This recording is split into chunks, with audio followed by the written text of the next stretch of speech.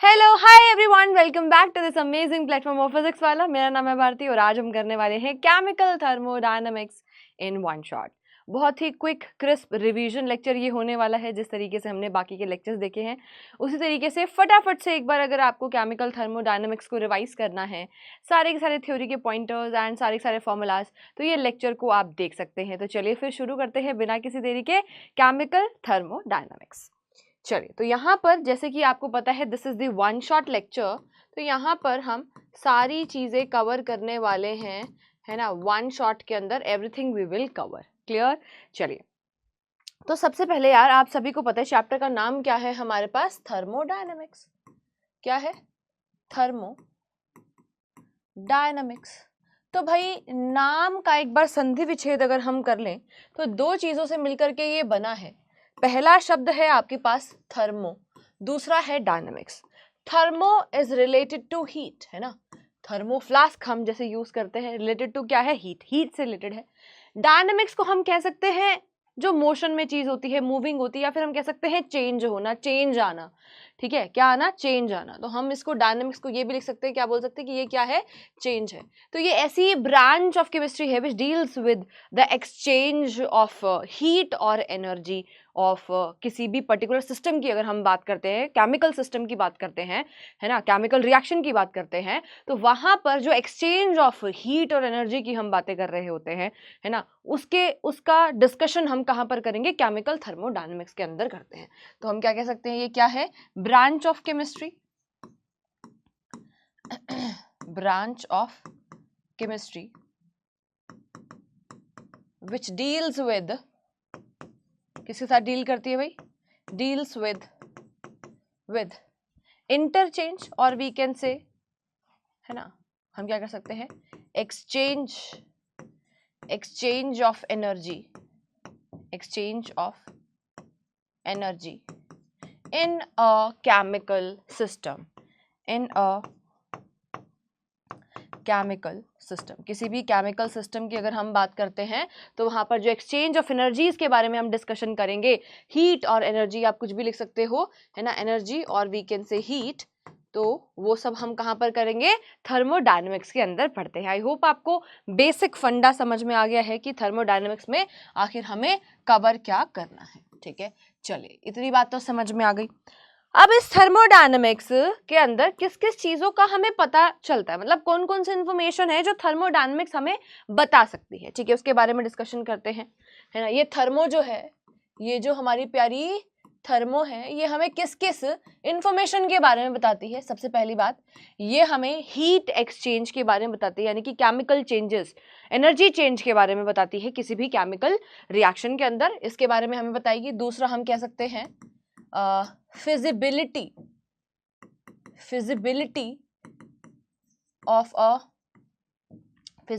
Of a chemical reaction.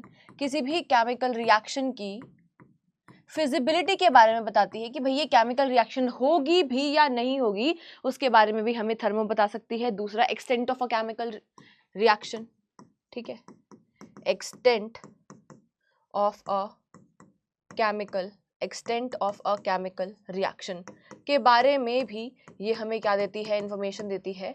तीसरा हम कह सकते हैं हीट एंड एनर्जी एक्सचेंज के बारे में जो हमें इंफॉर्मेशन देता है वो भी क्या है? थर्मोडायनामिक्स है। ठीक है, फटाफट से ये सारे पॉइंटर्स को आप नोट डाउन शॉर्ट नोट्स की फॉर्म में लिखते हुए चलेंगे, है ना।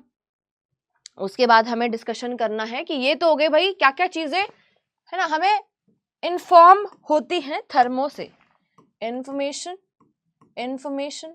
Given by thermodynamics. ठीक है जी, थर्मोडायनामिक्स क्या क्या इंफॉर्मेशन हमको देती है। क्लियर? फिर हम उन पॉइंटर्स की बातें करेंगे जो इंफॉर्मेशन हमें थर्मोडायनामिक्स नहीं दे सकती है, जैसे कि speed of a chemical equation. ठीक है, केमिकल रिएक्शन की स्पीड से आगे फॉरवर्ड या बैकवर्ड जा रही है ना, जिस भी डायरेक्शन में जा रही है, तो उसकी स्पीड क्या होगी, काइनेटिक्स क्या होगी, उसके बारे में कुछ इंफॉर्मेशन हमें नहीं देती है। ठीक है, क्लियर हो रहा है? ठीक है, अगर आपने ये सारे के सारे पॉइंटर्स नोट डाउन कर लिए हैं, फिर हम आगे चलेंगे। इंफॉर्मेशन, कलर को चेंज कर लेते हैं, information not given by, information not given by thermodynamics. कौन कौन सी इंफॉर्मेशन हमको नहीं मिलती है, ठीक है। तो पहला पॉइंट हम कह सकते हैं भाई क्या इंफॉर्मेशन नहीं मिलती हमें, speed of a chemical reaction के बारे में हमको कुछ भी नहीं पता चलता। दूसरा, पाथ, कौन से पाथ से केमिकल रिएक्शन हो करके जाने वाली है उसके बारे में भी थर्मोडायनेमिक्स हमें कुछ नहीं बताता है, ठीक है। तो हम कह सकते हैं path of a chemical reaction, किसी भी केमिकल रिएक्शन का क्या पाथ होने वाला है। तीसरा, मैक्रोस्कोपिक सिस्टम के ऊपर नहीं अप्लाई हो सकती थर्मोडायनेमिक्स जो है आपकी जो है, सॉरी मैंने मैक्रोस्कोपिक बोल दिया, आपके पास माइक्रोस्कोपिक सिस्टम के ऊपर जो है हम इसके बारे में डिस्कशन नहीं कर रहे होते हैं। इस पॉइंटर का भी आपको यहाँ पर ध्यान रखना है, ठीक है। तो माइक्रोस्कोपिक सिस्टम के बारे में, माइक्रोस्कोपिक सिस्टम के बारे में हमें कोई इंफॉर्मेशन ये नहीं देती है। मैक्रोस्कोपिक चीजों के ऊपर ये लग रही होती है, मैक्रोस्कोपिक वर्ल्ड के ऊपर ये लग रही होती है। यहाँ पर हम लिखेंगे माइक्रोस्कोपिक सिस्टम, ठीक है जी, क्लियर। ये 3 पॉइंटर्स आपको पता होना चाहिए। अब ये जो स्पीड ऑफ केमिकल रिएक्शन है भाई, इसको हम पढ़ते हैं क्लास 12th के अंदर in the chapter chemical kinetics. कहाँ पर पढ़ते हैं, है ना, क्लास 12th का फिजिकल केमिस्ट्री का बहुत ही इंपॉर्टेंट चैप्टर है जिसका नाम है केमिकल काइनेटिक्स, ठीक है। वहां पर डिटेल में पढ़ेंगे रेट ऑफ द रिएक्शन, वहां पर हम डिटेल में पढ़ेंगे क्या, speed of a chemical equation, क्या क्या पढ़ रहे होंगे, स्पीड और वी कैन से रेट हम वहां पर पढ़ रहे होंगे of a chemical reaction. Chemical reaction का रेट और स्पीड क्या है उसके बारे में हम डिस्कशन कर रहे होंगे। आई होप आप सभी को क्लियर हो गया है, बेसिक आइडिया आ चुका है कि व्हाट इज थर्मोडायनामिक्स। अब थर्मोडायनामिक्स को यार आगे समझने के लिए we need to know some important terminologies, हमें कुछ इंपॉर्टेंट शब्दों के बारे में पता होना चाहिए जो हम बार बार पूरे चैप्टर के अंदर यूज कर रहे होंगे कि what is system, what is surrounding, है ना, टाइप ऑफ सिस्टम कौन कौन से हमारे पास होते हैं, प्रोसेसेस कौन कौन सी होती है, थर्मोडायनेमिक प्रोसेसेस कौन कौन सी होती हैं, है ना, इंटेंसिव एक्सटेंसिव प्रॉपर्टी का क्या मतलब होता है। तो ये सारी चीजें हमें एक बार फटाफट से हम इसको पढ़ते हैं और ना सिर्फ ये आगे के चैप्टर को समझने के लिए इंपॉर्टेंट है, बट यहाँ से इन इंपॉर्टेंट टर्म्स से डायरेक्ट क्वेश्चन भी आपके पेपर में पूछे जा सकते हैं, मतलब आपसे डेफिनेशंस भी इनकी पूछी जा सकती हैं। अगर मैं school exam point of view से बात करती हूँ, स्कूल के पेपर में यहाँ से आपसे क्वेश्चन पूछा जा सकता है। क्या सभी को क्लियर? चलिए, तो यहाँ पर सबसे पहले सिस्टम की अगर हम यहाँ पर बात करते हैं तो a system may be defined as that part of the universe which is under the study। अब हम क्या कर रहे होंगे यार, पूरे यूनिवर्स की अगर मैं बात करती हूं तो एक पर्टिकुलर सिस्टम किसको बोलेंगे हम, जिसके ऊपर, जिस पर्टिकुलर चीज के ऊपर हम स्टडी कर रहे हैं, है ना, जिसके बारे में एक्सचेंज ऑफ हीट के बारे में हमें स्टडी करनी है, उस पर्टिकुलर चीज को हम क्या बोलेंगे यार, सिस्टम बोलेंगे। उसके अलावा बाकी आसपास के सारी चीज को हमने क्या बोल दिया, हमारा क्या हो गया, ये हमारा सराउंडिंग हो जाएगा। क्लियर है? तो देखिए दोबारा से इस चीज को देखते हैं। सिस्टम में भी defined as that part of the universe, पूरे यूनिवर्स का वो part which is under observation, which is under study, है ना, possesses फिक्स्ड बाउंड्री, जिसकी एक फिक्स्ड बाउंड्री होंगी। अब ये बाउंड्री आपकी इमेजिनरी भी हो सकती है और ये बाउंड्री आपकी रियल बाउंड्रीज भी हो सकती हैं। जैसे फॉर एग्जाम्पल मान लेते हैं हमारे पास यार ये एक बीकर है या ये एक टम्बलर है, ठीक है, जिसके अंदर कोई केमिकल रिएक्शन हो रही जिसके अंदर क्या हो रही है, कोई केमिकल रिएक्शन हो रही। अब कोई केमिकल रिएक्शन तो यार इसी के अंदर हो रही है ना, इसी के अंदर हो रही है। तो इसको मैं क्या बोलूंगी, इस पूरे को मुझे क्या बोलना चाहिए, इस पूरे को मुझे क्या बोलना चाहिए, ये मेरा क्या हो गया है ना, जिसके अंदर ये केमिकल रिएक्शन हो रही है, ये जिसको हम ऑब्जर्व कर रहे हैं, केमिकल रिएक्शन जहां पर हो रही है, जो चीज अंडर ऑब्जर्वेशन है, जिसकी इसकी एक फिक्स्ड बाउंड्रीज है, इसको हमने क्या बोला, ये हमारा क्या है, सिस्टम है। क्लियर है? अब जरूरी नहीं है कि हर बार इसकी कोई रियल बाउंड्रीज भी हो, ऐसा भी हो सकता है इसकी कोई इमेजिनरी बाउंड्रीज हो। ठीक है, the rest of the universe, जो बचा हुआ यूनिवर्स है, बच गया जो, इसके अलावा बाकी सारा चीजें हैं, वो सब क्या हो जाएगा, हमारा सराउंडिंग के अंदर आएगा। किसके अंदर आएगा बेटा जी, सराउंडिंग के अंदर आएगा। वेरी वेरी बेसिक चीज, ठीक है। ओके, आगे मूव करते हैं। नेक्स्ट पॉइंटर हमारे पास है, ये जो सिस्टम मैंने आपको पढ़ाया है ना, जिसके ऊपर हम क्या कर रहे हैं, अंडर ऑब्जर्वेशन जिसको हमने रखा हुआ है, जिसके अंदर कोई भी हमारे पास केमिकल प्रोसेस हो रही है ना, उसको हमने क्या बोला है, उसको हमने कहा है ये हमारा क्या है, सिस्टम है। अब सिस्टम दो तरीके का हो सकता है, इसके ऊपर भी क्वेश्चन कई बार आ जाता है स्कूल के एग्जाम में, सब्जेक्टिव एग्जाम्स की अगर मैं बात करती हूँ तो आपसे पूछा जा सकता है कि भाई ओपन और क्लोज सिस्टम के एग्जाम्पल देकर के आपको कैटेगराइज करवाया जा सकता है। तो आपको पता होना चाहिए कि what is open system and what is close system. दो तरीके के सिस्टम है। ओपन सिस्टम क्या होता है, जो कि ओपन है और जहां से आपके पास बेटा जी exchange of both matter and energy, दोनों चीजों का एक्सचेंज हो सकता है, उसको हम क्या बोलेंगे, ओपन सिस्टम कहेंगे। The system which allows the exchange of both matter and energy, है ना, यानी कि हीट एक्सचेंज भी वहां से हो सकती है और मैटर भी वहां से क्या हो सकता है, कम ज्यादा हो सकता है, उसका भी एक्सचेंज हो सकता है। किसके साथ, सराउंडिंग के साथ। तो उस पर्टिकुलर सिस्टम को हम क्या बोलते हैं, ओपन सिस्टम बोलते हैं। जैसे किसी बीकर में या किसी कांच के ग्लास में बेटा पानी रखा हुआ है या चाय रखी हुई है और ओपन है वो, उसको मैंने किसी लिड से कवर नहीं कर रखा है, तो उसको हम क्या बोलेंगे, ये क्या है, ओपन सिस्टम, क्योंकि वहां से हीट एक्सचेंज, चाहे ठंडी गर्म हो सकती है। साथ ही साथ अगर वेपोरेशन होगा तो बेटा जी उसके वेपर्स भी बाहर निकल पा रहे हैं। क्लियर है। तो ऐसे सिस्टम को हम क्या बोलते हैं, ओपन सिस्टम बोलते हैं। क्लोज सिस्टम क्या होता है, the system which allows only the exchange of energy, जहां पर सिर्फ और सिर्फ एनर्जी का तो एक्सचेंज हो सकता है पर मैटर वहां पर कम ज्यादा नहीं हो सकता है। ठीक है, तो ऐसे सिस्टम को हम क्या बोलते हैं, हम क्लोज्ड सिस्टम कहते हैं। जैसे water kept in a sealed metallic container, हमने कंटेनर को क्लोज करा हुआ है, उसमें से मैटर का एक्सचेंज नहीं हो रहा है, सिर्फ और सिर्फ हीट का एक्सचेंज हो रहा है, उसको हमने क्या बोला है, क्लोज्ड सिस्टम बोला है। नेक्स्ट यार सिस्टम हमारे पास आता है आइसोलेटेड सिस्टम। ये आइसोलेटेड सिस्टम को अगर आप ध्यान से समझेंगे, देखो ये क्या है, कंप्लीटली आइसोलेटेड है, यानी कि ये ऐसा सिस्टम होगा, है ना, जिसको सराउंडिंग से हमने कंप्लीटली आइसोलेट कर दिया है। ना तो यहाँ से इस पर्टिकुलर सिस्टम से आप हीट का एक्सचेंज कर सकते हो, ना ही मैटर का एक्सचेंज कर सकते हो।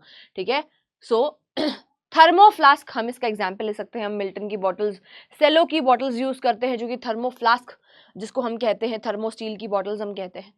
उसके अंदर आप देखोगे कि गर्म पानी काफी देर तक गर्म रहता है, इवन काफी जो अच्छी क्वालिटी की होती है उसमें काफी, है ना, पूरा एक दिन तक गर्म पानी रहता है। ठीक है, तो यहाँ पर कंप्लीट कट ऑफ ये करवा देता है, the system which is completely cut off from the surrounding से कंप्लीटली कट ऑफ होता है। एंड वहां पर एक्सचेंज ऑफ मैटर और एनर्जी, किसी दोनों में से किसी भी चीज का एक्सचेंज नहीं होता है विद योर सराउंडिंग। तो परफेक्टली इंसुलेटेड सील्ड थर्मोफ्लास्क इसका एग्जाम्पल हो सकता है। सॉरी। अब यहां पे बेटा आपको एक चीज जिसका ध्यान रखना है वो ये है कि एग्जाम्पल्स को जरूर मेंशन करना है। बाय चांस अगर आपको पूछ लिया जाता है पेपर में, इसकी कोई डेफिनेशन आ जाए, कोई थ्योरेटिकल पॉइंट आ जाए, तो आपको उसका एग्जाम्पल जरूर मेंशन करके आना है। वहां पे क्वेश्चन में चाहे लिखा हो चाहे ना लिखा हो कि you have to mention the example also. अगर आपने एग्जाम्पल नहीं लिखा, बाय डिफॉल्ट आपको लिख कर आना है। अगर आपने एग्जाम्पल नहीं लिखा तो मार्क्स कट होंगे 100%। ठीक है, चलिए अब हम आगे मूव करते हैं। नेक्स्ट यार टाइप ऑफ सिस्टम नहीं, टाइप ऑफ प्रॉपर्टीज की हम यहाँ पर बात कर रहे हैं। ठीक है, तो भाई ये वाला पॉइंटर जो है काफी इंपॉर्टेंट है। इसके ऊपर डेफिनेशंस एंड एग्जाम्पल देख करके आपसे पूछा जा सकता है कि कैटेगराइज कर दो कि कौन कौन सी चीजें जो है इंटेंसिव और कौन सी एक्सटेंसिव प्रॉपर्टीज के अंडर आ रही हैं। तो वेरी वेरी इंपॉर्टेंट। सबसे पहला हम यहाँ पर पढ़ने वाले हैं इंटेंसिव प्रॉपर्टीज, दूसरी हम पढ़ेंगे एक्सटेंसिव प्रॉपर्टीज। ठीक है, आइए सबसे पहले हम यहाँ पर डिस्कशन करेंगे हमारी इंटेंसिव प्रॉपर्टीज का। ऐसी properties which do not depend upon the quantity, जो क्वांटिटी के ऊपर डिपेंड नहीं करती है, जो क्वांटिटी के ऊपर डिपेंड नहीं करती है। जैसे फॉर एग्जांपल विस्कोसिटी। अब विस्कोसिटी, आप हनी यार 2 ml ले लो, चाहे पूरा एक जार ले लो, चाहे आप 15-20 ml ले लीजिए, राइट, चाहे आप 1 लीटर ले लो यार। ठीक है, क्या हनी की विस्कोसिटी के ऊपर फर्क पड़ेगा? नहीं पड़ेगा। ठीक है, वो तो उतनी ही विस्कस रहेगी, उतनी ही उसकी क्या रहेगी, विस्कोसिटी रहने वाली। यानी कि क्वांटिटी के ऊपर जो चीज डिपेंड नहीं करती है उसको हम क्या बोलेंगे, इंटेंसिव प्रॉपर्टी कहते हैं। ये बात आपको ध्यान रखनी है। जैसे फॉर एग्जांपल हमने टेम्परेचर, भाई टेम्परेचर डिपेंड करेगा क्या, चाहे तुम, है ना, पानी तुमने चाहे तुमने 2 200 ml वाटर लिया, चाहे आपने 100 ml वाटर लिया, चाहे 500, चाहे 1 लीटर, ठीक है, डेंसिटी के ऊपर भी फर्क नहीं पड़ेगा, concentration, specific heat, viscosity, surface tension etcetera. तो ये जो एग्जाम्पल्स हैं ये बहुत ज़्यादा इंपॉर्टेंट हैं, ये आपको आने चाहिए। क्लियर है? चलिए आगे चलते हैं। एक्सटेंसिव प्रॉपर्टीज क्या होंगी भाई? ये तो क्वांटिटी के ऊपर डिपेंड नहीं कर रही थी, डू नॉट डिपेंड। अब जो क्वांटिटी के ऊपर डिपेंड करेंगी, ठीक है, उसको हम क्या बोलेंगे? Extensive property. जैसे फॉर एग्जांपल यार number of moles, number of moles तो ऑब्वियस सी बात है क्वांटिटी के ऊपर डिपेंड करेंगी ही करेंगे ना, ठीक है। वॉल्यूम डिपेंड करेगा, क्लियर, कि वॉल्यूम कितना है। वॉल्यूम तो है ना इंटेंसिव नहीं हो सकता है, क्लियर। वॉल्यूम हो गया enthalpy, entropy, free energy etcetera. तो ये सारी चीजें हमें एक एक करके पढ़नी है अभी कि एंट्रोपी क्या होती है, एंथैल्पी क्या होती है, फ्री एनर्जी क्या है ना, ये सारी चीजें हम अभी कवर करने वाले हैं। तो ये एग्जाम्पल्स भाई मैं दोबारा से मेंशन कर रही हूँ, काफी ज्यादा इंपॉर्टेंट है आपको आनी चाहिए। आइए अब यहाँ पर हम जो डिस्कशन करने वाले हैं वो है स्टेट वेरिएबल, और we can say state of a system. किसी भी सिस्टम की स्टेट को बताने के लिए वी हैव सम फैक्टर्स, है ना, जैसे कि टेम्परेचर, है ना, हमारे पास क्या है, उस पर्टिकुलर चीज का टेम्परेचर कितना है, वॉल्यूम कितना है, ये सारी चीजें क्या बताती हैं हमें? किसी पर्टिकुलर सिस्टम की स्टेट के बारे में बताती है। तो उन्हीं को ही हम क्या बोलेंगे? स्टेट वेरिएबल और स्टेट फंक्शन कहते हैं, ठीक है, क्लियर। सो देखिए, अ particular state of a system always depend upon the certain factors, कुछ फैक्टर्स के ऊपर डिपेंड करती है। सच एज हम कह सकते हैं हमारे पास प्रेशर क्या है उस पर्टिकुलर चीज का, टेम्परेचर क्या है, वॉल्यूम क्या है, कंसंट्रेशन क्या है, एटसेट्रा। ये बात तो आप मानेंगे ना भाई, किसी भी मेरे पास कोई भी पर्टिकुलर सिस्टम है, उसकी पर्टिकुलर स्टेट क्या है, वो किस स्टेट में अभी प्रेजेंट है, उसके ऊपर वो जो है कुछ फैक्टर्स के ऊपर डिपेंड कर रहा होगा, जैसे इसकी कंसंट्रेशन क्या है, वॉल्यूम क्या है, टेम्परेचर क्या है, इन चीज़ों के ऊपर वो डिपेंड कर रहा होगा। अगर हम इन सब चीज़ों में, टेम्परेचर में, वॉल्यूम में, प्रेशर में कुछ चेंज करते हैं तो हमारा जो है ओवरऑल सिस्टम के अंदर भी हम चेंज को नोटिस करेंगे, ये ऑब्वियस सी बात है ना। तो यहाँ पर आपको पता ही है कि एनी चेंज, अगर हम कोई चेंज कर रहे हैं, any change in these factors, temperature को मान लो चेंज कर दिया, प्रेशर को मान लो चेंज कर दिया, तो आपके पास state of the system, system की स्टेट भी क्या हो जाती है? चेंज हो जाती है। सच फैक्टर्स जो कि अफेक्ट करते हैं, ऐसे फैक्टर्स जो अफेक्ट करते हैं सिस्टम की स्टेट को, है ना, सिस्टम की स्टेट को, आर कॉल्ड स्टेट वेरिएबल्स और स्टेट फंक्शन। उसको हम क्या बोलते हैं? स्टेट वेरिएबल और स्टेट फंक्शन कह सकते हैं। क्लियर है? स्टेट फंक्शन क्लियर हो गया आपको? ऐसे फैक्टर्स, ऐसे फंक्शंस जो कि स्टेट ऑफ द सिस्टम को वेरी करते हैं। अगर मैंने टेम्परेचर, वॉल्यूम, कंसंट्रेशन को चेंज किया तो मेरे पास सिस्टम की स्टेट भी चेंज होगी। क्लियर है? उनको हमने क्या बोला है? स्टेट फंक्शन बोला है, ठीक है। आइए आगे समझते हैं। A system is said to be in a particular state when its state variable have fixed values. अगर हमारे पास ये जो स्टेट फंक्शन की जिसकी हमने बात करी है, अगर वो वेरिएबल्स, अगर वो फंक्शंस की जो वैल्यूज है उनको हमने फिक्स कर दिया तो वो एक फिक्स्ड स्टेट के अंदर आ गया है हमारा सिस्टम, तब हम कह सकते हैं कि हमारा वो जो पर्टिकुलर सिस्टम है वो इस स्टेट में, इस फिक्स्ड स्टेट के अंदर है। क्लियर? समझ में आ गया होगा? दोबारा से पढ़ देती हूँ, देखिए क्या लिखा है। A system is said to be in a particular state. कोई भी सिस्टम किसी पर्टिकुलर स्टेट में कब हो सकता है? When its state variable have a fixed value, जब उनके जो हमारे पास वेरिएबल्स हैं, जो स्टेट वेरिएबल्स हैं, उनकी वैल्यू को हम क्या कर देते हैं? फिक्स कर देते हैं। The state of the system is referred to as the thermodynamic state of the system. उस पर्टिकुलर स्टेट को जहां पर हमने हमारे जो स्टेट फंक्शंस हैं उनको फिक्स कर दिया है, उसको क्या बोला जाएगा? उस पर्टिकुलर सिस्टम की thermodynamic state of the system बोला जाएगा। ठीक है जी। तो ये बस यहाँ पर मैं आपको बेसिक टर्मिनोलॉजीज के साथ आपका इंट्रोडक्शन करवा रही हूँ, आपकी हाय हेलो करा रही हूँ कि भाई अगर कहीं पर लिखा होता है thermodynamic state of the system तो आपको इस शब्द को, है ना, समझ में आना चाहिए कि भाई ये क्या कहना चाह रहा है, thermodynamic state of the system यहाँ पर क्यों लिखा गया है। क्लियर? अब जैसे हमारे पास ये स्टेट फंक्शन है या स्टेट वेरिएबल है, वैसे ही हमारे पास कुछ होते हैं यार जिसको हम कहते हैं पाथ फंक्शन। क्या बोलते हैं? पाथ फंक्शन कहते हैं, जो कि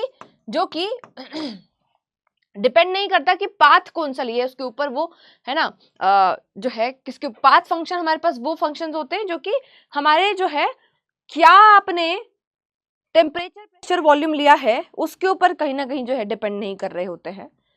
क्लियर है? तो पाथ फंक्शन का एग्जाम्पल विच हम कह सकते हैं यार वर्क डन हमारे पास हो सकता है, it will depend upon the कि किस तरीके का पाथ हमने चूज करा है। जैसे इसका बिल्कुल बेसिक सा हम एग्जाम्पल लेते हैं। मान लीजिए आपकी केमिस्ट्री की, मैथ्स की या कोई भी क्लास मान लीजिए चल रही है कि आज अभी केमिस्ट्री क्लास चल रही है, तो हम मान लेते हैं केमिस्ट्री क्लास की हम बात कर रहे हैं।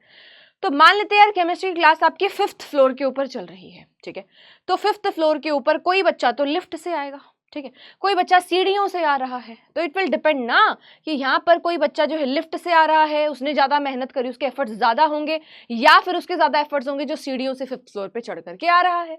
तो it will depend upon the path taken के ऊपर ये डिपेंड करता है। ऐसे फंक्शन जो कि किसके ऊपर डिपेंड करते हैं, पाथ टेकन, कौन सा रास्ता अपनाया गया है उसके ऊपर डिपेंड करता है। जैसे फॉर एग्जाम्पल हम कह सकते हैं जो हमारा वर्क डन है बेटा जी, है ना भाई, वर्क डन की बात करें तो किसने ज्यादा काम किया है, किसने ज्यादा एफर्ट्स मारे हैं, वो किसके ऊपर डिपेंड कर रहा है, वो डिपेंड कर रहा है कि पाथ हमने कौन सा चूज यहाँ पर किया है। आई होप आपको क्लियर हो गई है ये वाली बात कि पाथ फंक्शन क्या है और स्टेट फंक्शन हमारे पास क्या होते हैं, ठीक है।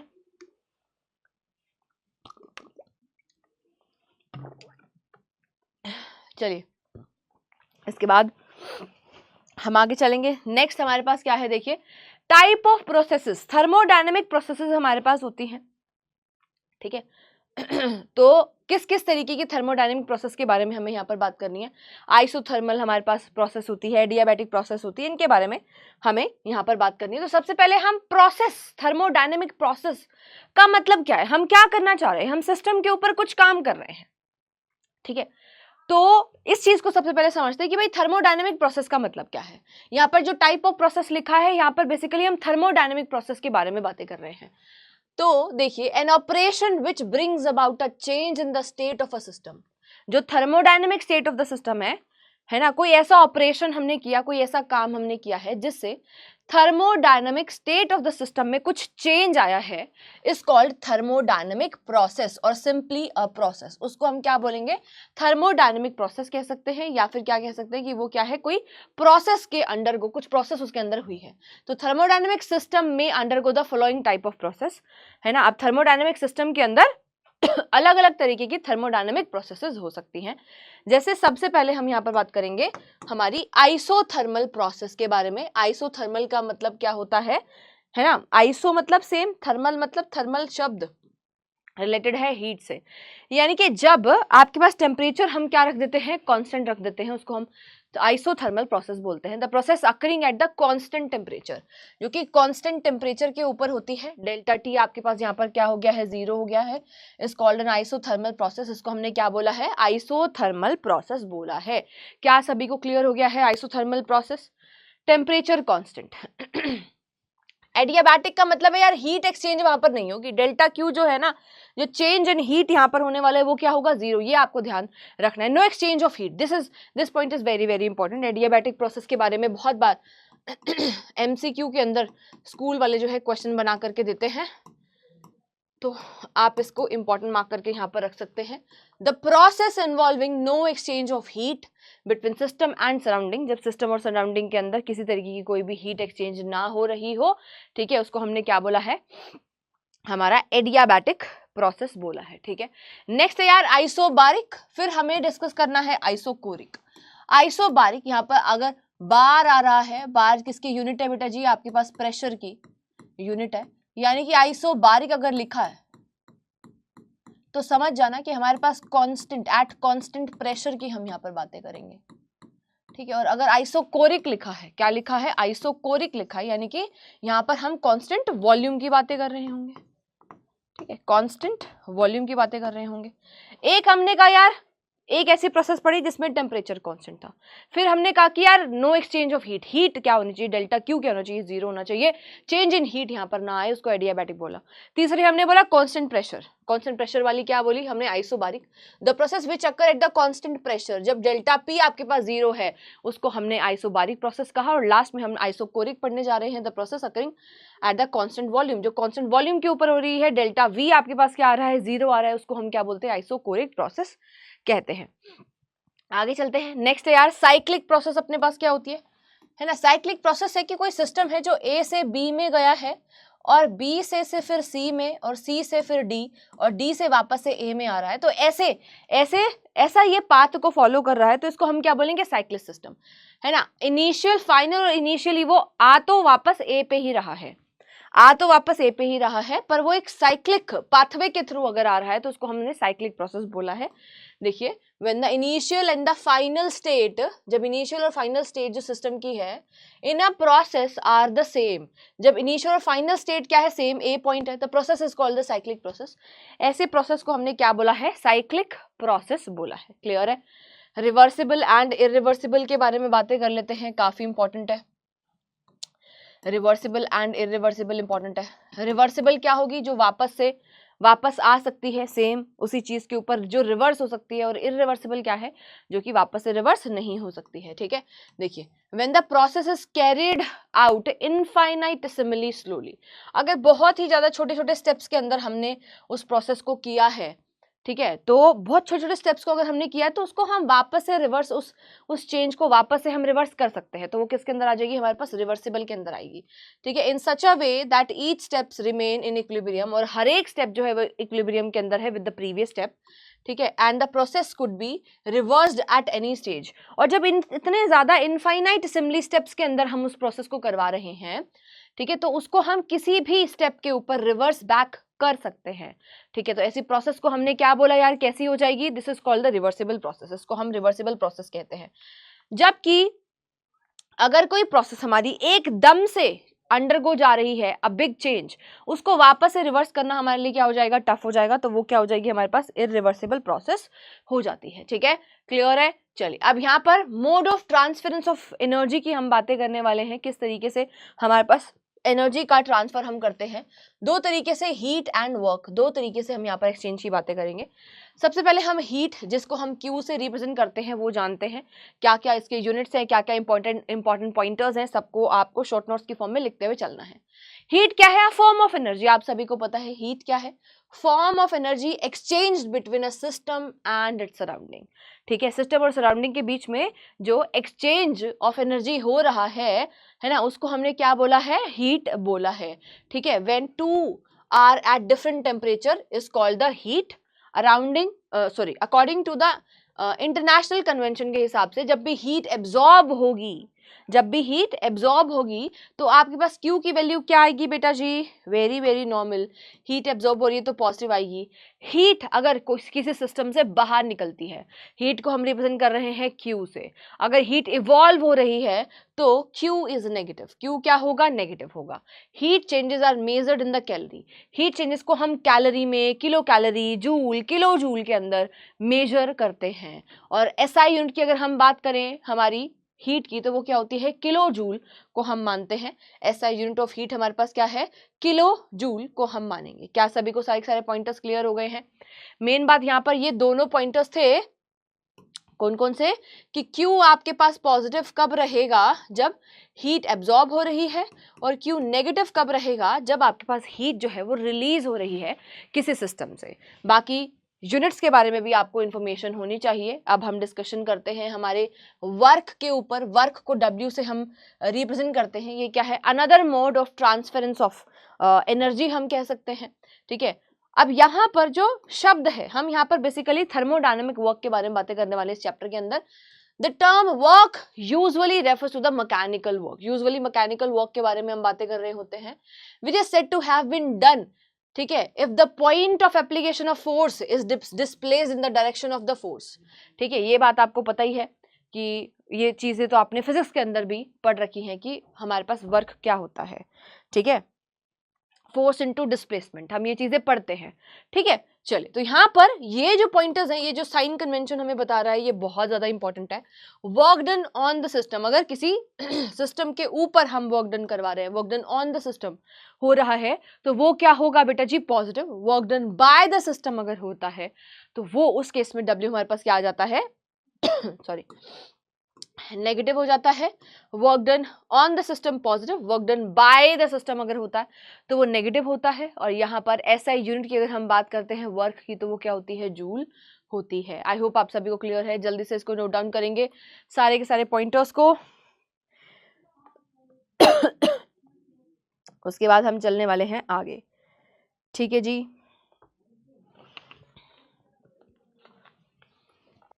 चलिए भाई, इसके बाद हम आगे मूव करते हैं। नेक्स्ट हमारे पास है pressure volume work. Pressure volume work को हम थर्मोडायनामिक वर्क भी बोलते हैं, ठीक है। Pressure volume work is also known as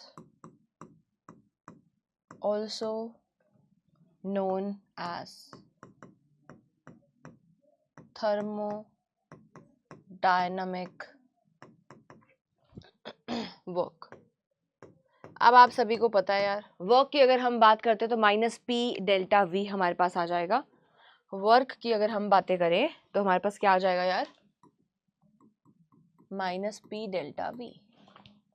अब ये जो वर्क है ना, work done by the system और work done on the system भी हो सकता है। Work done at constant external pressure की हम यहाँ पर बातें कर रहे हैं, ठीक है।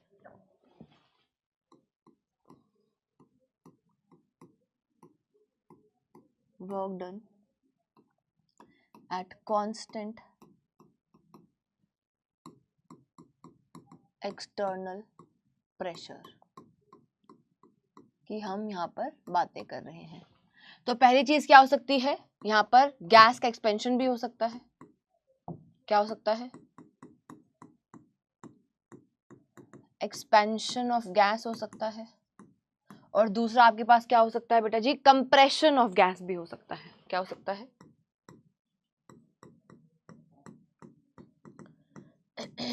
कंप्रेशन ऑफ गैस भी हो सकता है, ठीक है जी। तो यहाँ पर हम अगर एक्सपेंशन ऑफ गैस की बात करते हैं, गैस क्या कर रही है, एक्सपैंड कर रही है, तो उसको हम क्या बोलेंगे, work done by the gas.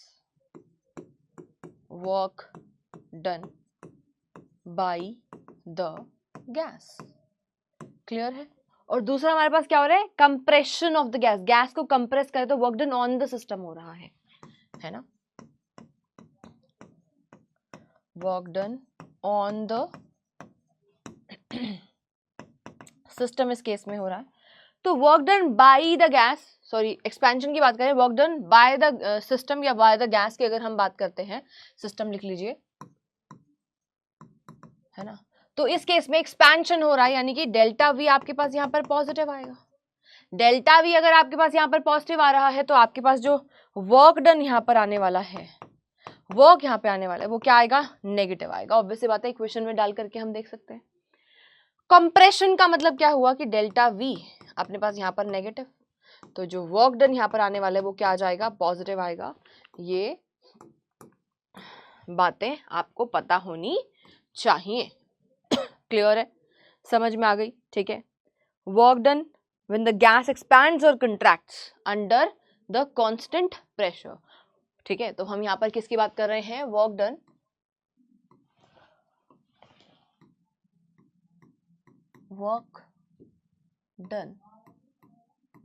when gas expands or contracts। जब एक्सपैंड और कॉन्ट्रैक्ट करती है हमारे पास जो गैस है, ठीक है, एक्सपैंड्स और कॉन्ट्रैक्ट्स, ठीक है, एट कांस्टेंट एक्सटर्नल प्रेशर। उसमें हमने दो चीजों का डिस्कशन यहाँ पर किया है।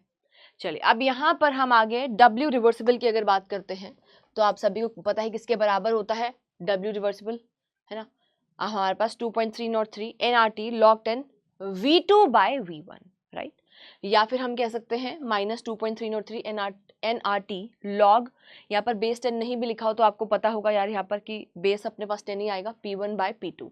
ये फॉर्मूलाज अपने आप में काफी इंपॉर्टेंट है, ये यूज होता रहेगा न्यूमेरिकल्स के अंदर, आपको बार बार काम आएगा। आगे मूव करते हैं। नेक्स्ट हमारे पास है W इररिवर्सिबल की अगर हम बात करते हैं, isothermal irreversible expansion of the gas के अंदर हमारे पास क्या होता है, W irreversible is equals to -P2, V2 minus में V1 के बराबर होता है।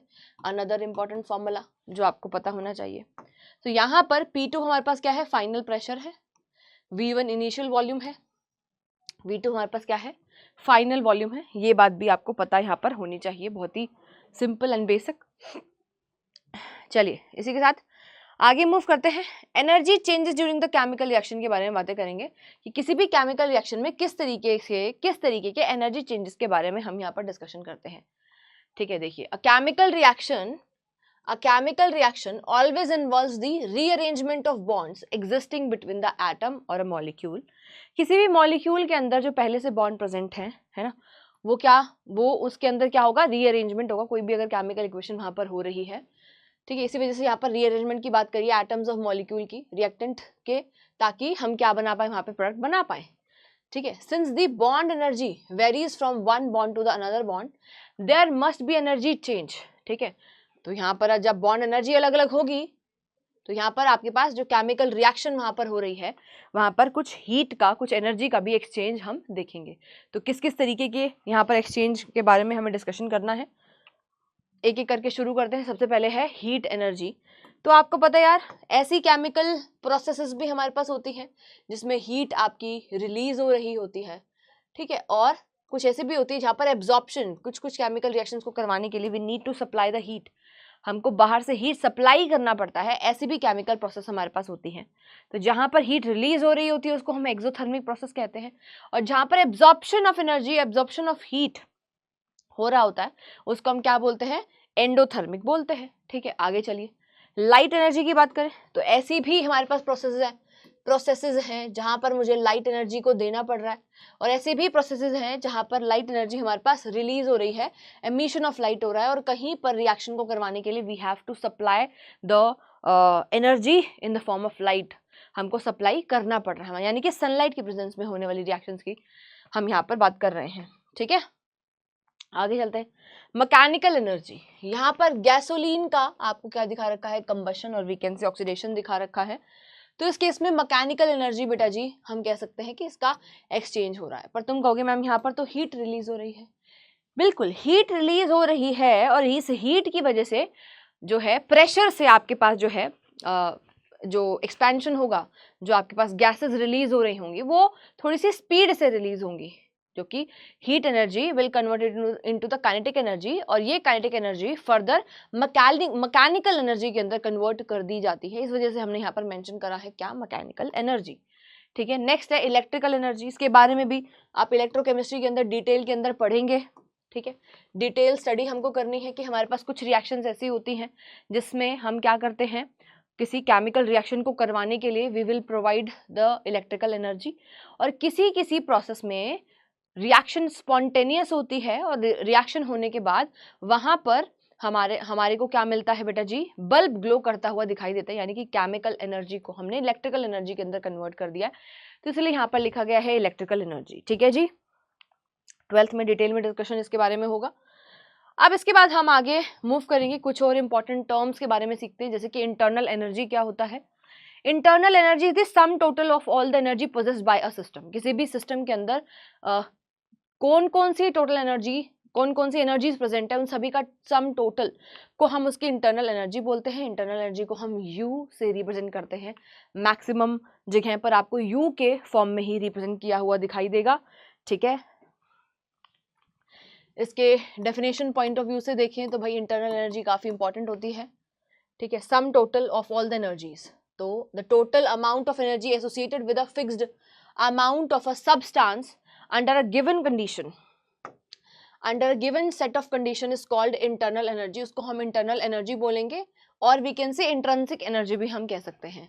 It is equal to the, यहाँ पर आएंगे, इसको मार्क करेंगे, इसको अपने नोट्स में, शॉर्ट नोट्स के अंदर मेंशन करेंगे। It is equal to the sum of all the possible type of energies associated with the atom. उस एटम के साथ, उस सिस्टम के साथ, उस मॉलिक्यूल के साथ जिस तरीके की सारी जो एनर्जीज इन्वॉल्व्ड हैं, उन सब के सम टोटल को हम क्या बोलते हैं, इंटरनल एनर्जी कहते हैं, जिसको U से हम रिप्रेजेंट करते हैं, जैसे कि translational energy, rotational energy, vibrational energy, nuclear energy, electronic energies, सारी की सारी एनर्जीज को हम यहाँ पर इनका जब सम टोटल कर देते हैं तो हम उसको इसकी इंटरनल एनर्जी कहते हैं।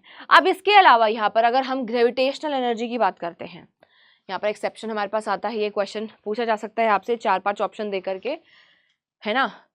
और उन सभी 4 ऑप्शंस में से एक ऑप्शन होगा यार ग्रेविटेशनल एनर्जी। तो ग्रेविटेशनल एनर्जी को इंटरनल एनर्जी के अंदर इंक्लूड नहीं करा जाता है, ये आपको ध्यान रखना है। चलिए, अब यहाँ पर इंटरनल एनर्जी को कभी भी हम ना we can not calculate the absolute value of internal energy. हम कभी भी इंटरनल एनर्जी की एब्सोल्यूट वैल्यू को कैलकुलेट नहीं कर सकते हैं, चेक नहीं कर सकते।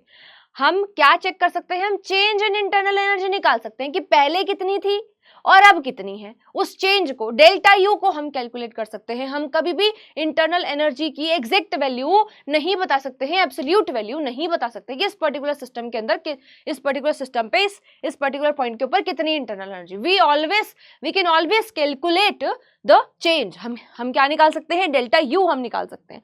इसी वजह से यहाँ पर हमने डेल्टा यू के बारे में डिस्कशन करा है ना। ये बात बहुत इंपॉर्टेंट है। डेल्टा यू कैसे निकालोगे यार? फाइनल स्टेट की क्या इंटरनल एनर्जी है माइनस में इनिशियल स्टेट की क्या इंटरनल एनर्जी। रिएक्शन के टर्म्स में अगर हमें निकालना है डेल्टा यू, तो हमारे पास क्या हो जाएगा? Internal energy of the product minus में internal energy of the reactant. ये इस तरीके से हम क्या कर सकते हैं? निकाल सकते हैं। आइए कुछ और इंपॉर्टेंट पॉइंटर्स को हम यहाँ पर अंडरलाइन करते हुए नोट्स के अंदर मेंशन करते हुए चलेंगे। Internal energy is a state function. Internal energy क्या है? स्टेट फंक्शन है, यानी कि पाथ के ऊपर डिपेंड नहीं कर रहा है कौन सा क्या वहां पर चेंजेस हो रहे हैं, वो इनिशियल एंड फाइनल स्टेट के ऊपर डिपेंड कर रहा है। इसलिए हमने लिखा यार delta U is equal to u2 minus में u1। ठीक है, यानी कि हमारे पास फाइनल स्टेट माइनस में इनिशियल स्टेट के ऊपर ये डिपेंड कर रहा है क्योंकि ये एक स्टेट फंक्शन है। ठीक है, therefore change in internal energy depend only on the initial and the final state. यहां से क्वेश्चन आ सकता है, असर्शन रीजन टाइप क्वेश्चन भी यहां से फ्रेम हो सकता है कि जो आपके पास इंटरनल एनर्जी आपकी है वो कैसी है। ठीक है, तो आपको वहां पर बताना होगा कि ये जो इंटरनल एनर्जी की हम यहाँ पे बात कर रहे हैं ये एक स्टेट फंक्शन है जो कि इनिशियल एंड फाइनल स्टेट के ऊपर डिपेंड करती है। इसी वजह से हमने यहाँ पर फाइनल क्या निकाला है? चेंज यहाँ पर निकाला है, डेल्टा यू हमने निकाला है। अगर कोई प्रोसेस हमारे पास एक्सोथर्मिक प्रोसेस है, एक्सोथर्मिक प्रोसेस के लिए डेल्टा यू अपने पास क्या हो जाएगा? नेगेटिव हो जाएगा। और अगर कोई प्रोसेस हमारे पास एंडोथर्मिक है तो उस केस में डेल्टा यू की वैल्यू अपने पास क्या हो जाती है? पॉजिटिव हो जाती है। ये भी आपको यहाँ पर ध्यान रखना है। Delta U is negative for your exothermic process and delta U is positive for the endothermic process. ठीक है जी, आगे चलते हैं। नेक्स्ट है हमारे पास enthalpy and change in enthalpy, that is delta H. Right, तो यहाँ पर चेंज इन एंथैल्पी के हम यहाँ पे बारे में बातें करने वाले हैं। ठीक है, तो what is change in enthalpy, ये हम यहाँ पर डिस्कशन करेंगे कि एंथैल्पी आखिर क्या होती है। सबसे पहले हम एंथैल्पी के बारे में बताएंगे। यार एंथैल्पी हमें बेसिकली किसके बारे में बताती है? उस सिस्टम के अंदर टोटल हीट कंटेंट कितना है। ठीक है, टोटल किसके क्या सिग्निफिकेंस है एंथैल्पी का? ये हमें टोटल हीट कंटेंट के बारे में बताती है। क्या बताती है? टोटल हीट कंटेंट के बारे में बताती है।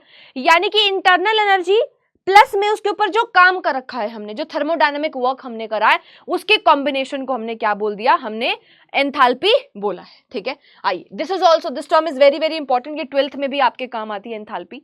ठीक है, तो आपको अच्छे से इसके बारे में पता होना चाहिए कि भाई एंथैल्पी क्या है। एंथैल्पी को अच्छे रिप्रेजेंट करते हैं regarded as a total heat content of the system. पूरे सिस्टम का टोटल हीट कंटेंट कितना है? ठीक है ना, at constant pressure and is defined as the sum of internal energy and the pressure volume work. इसलिए यहाँ पर हमने लिखा है कि जो H है वो U प्लस में P डेल्टा V के है। ठीक है, तो यहाँ पर डेल्टा H को अगर मुझे निकालना है, डेल्टा H किसके बराबर हो जाएगा? डेल्टा H बराबर हो जाएगा डेल्टा U प्लस में P डेल्टा V के। किसके बराबर हो जाएगा? P डेल्टा V के बराबर हो जाएगा। ध्यान रखना है, क्लियर है? चलिए, अब यहाँ पर यार ये एक और फॉर्मूला यहाँ पर देखो, delta is equal to delta U delta nRT। तो यहाँ पर आपको पता है PV is equal to nRT के बराबर होता है for gaseous substance, for any gas हम इसको PV is equal to delta NGRT, हम इसको क्या लिख सकते हैं? NG। ठीक है, number of moles of change in the number of moles of the gas, हम यहाँ पर N की बात कर रहे हैं। RT कि हम इस तरीके से इसको क्या कर सकते हैं? यहाँ पर चेंज कर सकते हैं। तो मैंने यहाँ पर चेंज कर दिया इस वाली वैल्यू के अंदर, PV की जगह पे मैंने क्या लिख दिया? डेल्टा NGRT लिख दिया। अब यहाँ पर R और T बोथ आर कांस्टेंट, ये दोनों के दोनों क्या हैं? कांस्टेंट है। बट डेल्टा NG हमारे पास क्या होता है यार? Change in the number of moles, है ना, कितने मोल्स के अंदर चेंज हो रहा है ना। ठीक है, तो यहाँ पर हम डेल्टा NG जो है वो क्या है? मोल्स ऑफ प्रोडक्ट माइनस में मोल्स ऑफ द रिएक्टेंट, इसको हमने क्या बोला है, डेल्टा Ng बोला है। ये बात भी आपको यहाँ पर पता होनी चाहिए। क्लियर? तो आइए थोड़ा बहुत और थियोरेटिकल पॉइंटर्स यहाँ पर आपके लिए मेंशन कर रखे हैं। देखिए डेल्टा N या फिर डेल्टा Ng का क्या मतलब है, difference between the number of moles of the gaseous products and the number of moles of the gaseous reactant. ठीक है, तो इसी को ही हमने क्या बोला है, डेल्टा Ng या फिर डेल्टा N बोला है। नेक्स्ट यहाँ पर delta H is regarded as the measure of heat evolved और एब्जॉर्ब्ड इन अ प्रोसेस। किसी भी प्रोसेस में कितनी हीट एब्जॉर्ब हुई है या कितनी हीट वहां से रिलीज हुई है, उसके बारे में जो हमें इंफॉर्मेशन देता है, उसी को ही हम क्या बोलते हैं, डेल्टा H यानी कि एंथैल्पी, चेंज इन एंथैल्पी बोलते हैं। अगेन जिस तरीके से हमने बाकी फैक्टर्स के बारे में देखा, वैसे ही अगर आपके पास कोई प्रोसेस एक्सोथर्मिक है, कैसी है, एक्सोथर्मिक है, तो वहां पर डेल्टा H आपके पास क्या आएगा, नेगेटिव आएगा। और वहीं पे अगर आपके पास कोई प्रोसेस कैसी है भाई, है ना, एंडोथर्मिक है, तो वहां पर डेल्टा H क्या आ जाएगा, पॉजिटिव आ जाएगा। क्या आ जाएगा, पॉजिटिव आ जाता है। वेरी वेरी इंपॉर्टेंट, ये आपको पता होना चाहिए। क्लियर? चलिए अब हम इसी के साथ आगे मूव करेंगे, एंथैल्पी चेंज के बारे में ही थोड़ा सा और डिस्कशन यहाँ पर करेंगे। डेल्टा H अगर हमें यहाँ पर निकालना है तो बॉन्ड एनर्जी की फॉर्म में वी कैन कैलकुलेट। कभी भी कोई रिएक्शन अगर हो रही है, कोई गैसेस रिएक्शन हो रही है, तो भाई बॉन्ड टूटेंगे और वहाँ पे जो है बॉन्ड टूट भी रहे होंगे और नए बॉन्ड बन रहे होंगे, रीअरेंजमेंट वहाँ पर हो रहा होगा रिएक्टेंट से, अगर प्रोडक्ट के अंदर कन्वर्जन हो रहा है, यानी कि बॉन्ड एनर्जी तो वहाँ पर आएगी ही आएगी, है ना, यूज होगी होगी। तो for a gaseous reaction occurring at a constant pressure, change in enthalpy कैसे दी जाती है, डेल्टा H किसके बराबर होता है, ये बराबर होता है energy required to break the bond in the molecule of the reactant. Reactant के अंदर बॉन्ड को तोड़ने के लिए जितनी एनर्जी रिक्वायर्ड है वो, माइनस में जब नए बॉन्ड बनेंगे, बॉन्ड का फॉर्मेशन भी तो हो रहा है, जब नए बॉन्ड बनते हैं तो एनर्जी रिलीज होती है, और जब पुराने बॉन्ड्स को हमें तोड़ना होता है then we have to provide energy, we have to, है ना, add energy in that particular system. Clear है? माइनस में energy released in the formation of bond in a molecule of a product बन रहे हैं, तो वहां पर कितनी एनर्जी रिलीज हुई है उसको अगर हम सब्ट्रैक्ट यहाँ पर कर देंगे, उसको क्या बोला जाता है, डेल्टा H बोला जाता है।